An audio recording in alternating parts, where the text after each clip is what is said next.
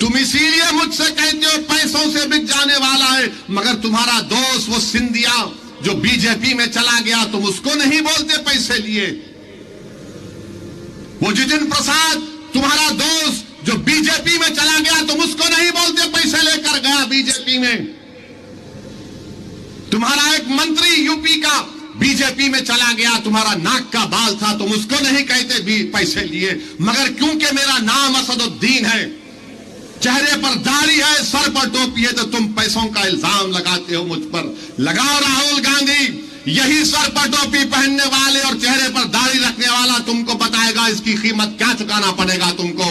इस तेलंगाना के इलेक्शन में तुमको मालूम होगा। मजलिस को तुम जानते नहीं है प्यारे, तुम्हारी दादी दारुसलाम को आई थी, वो भी नहीं मालूम होगा, बेचारों को नहीं मालूम। जो लिख के दिया याद कर लेते तोते की तरह।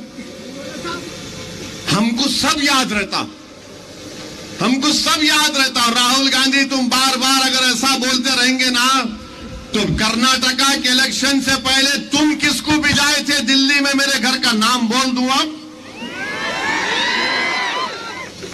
नाम बोल दूं। राहुल गांधी बोलो, सोचो, बहुत बोल सकता हूं राहुल गांधी, मगर क्योंकि मेरा नाम असदुद्दीन है, ये तुम्हारी नफरत है इस नाम से, तुम्हें नफरत है दाढ़ी और टोपी पहनने वाले से, इसलिए तुम इल्जाम लगाते